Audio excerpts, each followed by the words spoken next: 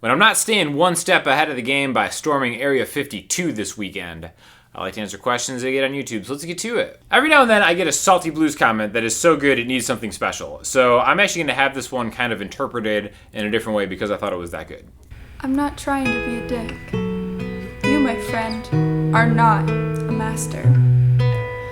You are actually a bit below average given your age. You have little dynamics, no mutes and muffles, no soul. Just another guitar poser. I'm guessing you're a liberal and you hate Trump too. I've been playing since age 18 and I'm 41 years old. Only younger, safe space libtards might think you're a master because libtards are swamp donkeys. You don't call yourself a master. Let others make that determination. You're a total... I'm going for a 61 key touch sensitive not weighted. I've been watching a church gospel jazz pianist videos and I am totally sold on it, even though I am an atheist. Very happy that you learned something from someone and felt the need to disassociate any other commonalities, non-musical, from that. That's like going to see like a reggae band and being like, that reggae playing was great, but I'm not from Jamaica. Or going to see like a metal band and being like, that metal band slayed, but I still take showers. You are Mr. Telecaster. I always thought of that as a Brad Paisley, Vince Gill, Merle Haggard sounding twangy guitar, but you definitely don't use it as such. This is really interesting. That progression seems to have so many different chords, not just chord forms. Looked like it had E's, A's, F's, and G's. How do you do that and not lose the guy playing lead? It sounded like he was still following the chord tones. Was there a pre-agreed song format, AABA, or something like that? I've watched it a couple times and can't figure it out. So this is in response to one of the jam videos I did with my buddy Kyle. We just had a couple tallies and we were just really rocking it out. I think it turned out really well. I've been doing a couple different videos. I did a strat jam with Ian. I did a bossa jam with Davidas and Andreas. And I think it's going to be kind of a staple every now and then, having a jam video going forward, because I think it's kind of a valuable thing just to kind of see two musicians or more, just kind of just going at it, right? Now there's very little pre-planning going on in these videos. It's really just to, I kind of come up with a chord progression. I might give them an idea of what the tempo is and kind of what the general vibe of it's going to be. But unless we have something agreed on ahead of time, there's not going to be a key change. So my best advice for, if you're starting to maybe try to cultivate the jam a little bit more, is to just really learn all the chord voicings in one scale, all like a chord scale. So for instance, in the people's key, the key of G, we have the notes G, A, B, C, D, E, and F sharp, 7 notes. Any one of those notes can become a chord. 1, 4, and 5 are major, so G, C, and D are major. 2, 3, and 6 are minor. A, B, and E are minor. 7, half diminished. That is 101 music. I think it's the most important thing any of you could ever learn. So if that didn't make any sense, I just breezed over it. I'll link you to a video in the description where I go over that in more detail, how to find that stuff out.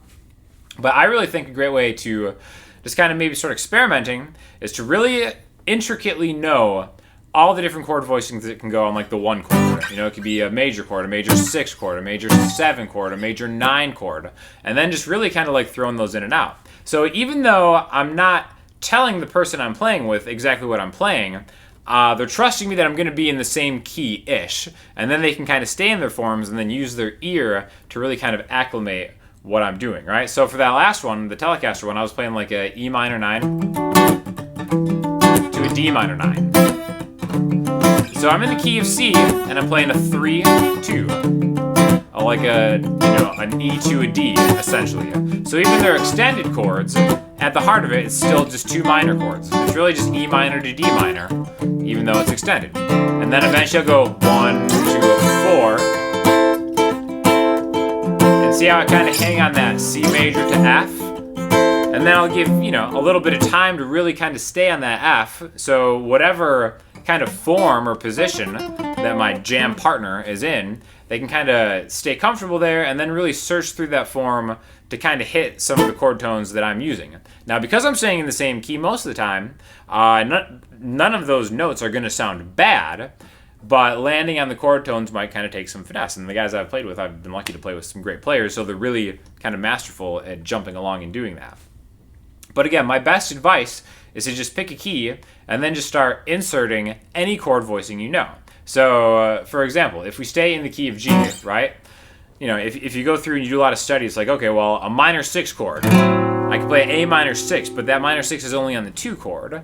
Well, I kind of see that as like any minor chord can be a minor 6 chord, and that's a way to maybe kind of like spice up the jam a little bit, where maybe in the key of G, the 2 chord is a minor 6, the 3 chord is a minor 6, and the 6 chord is a minor 6.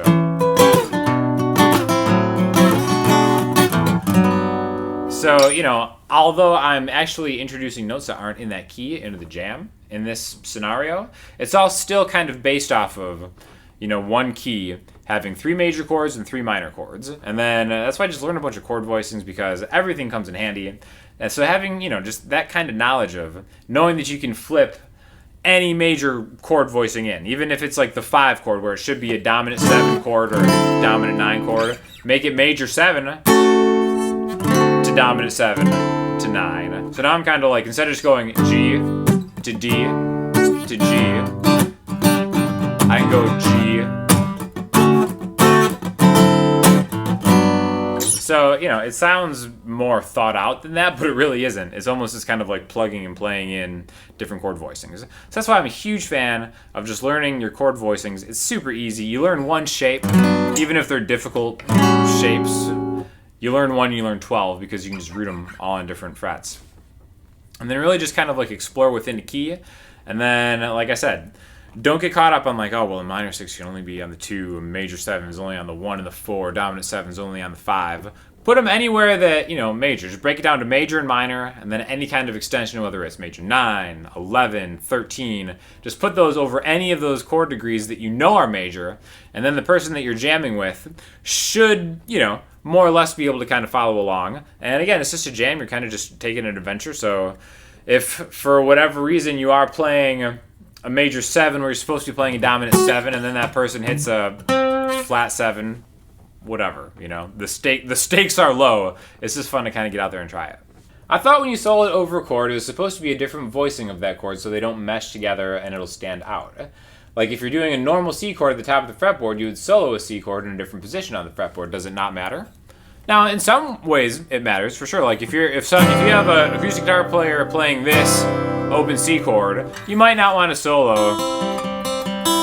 like right there. It might make more sense to kind of grab something up in the top of the register, I suppose, because at the end of the day, in a mix, there's competing frequencies. But really, when it comes to you know, like acoustic guitar and maybe just like 2 instruments, there's really not a whole lot of overlap there that you can really get away with it. So if you have like a G7 here and you want to do and solo in like that position, you know, it'll sound good. Another thing too, if somebody's playing rhythm and you're playing lead, or if you're playing rhythm, just palm mute the lower part of the chord, and that leaves a lot of space. So if I'm ever playing with another guitarist, I just really just go palm mute 101. It's like G,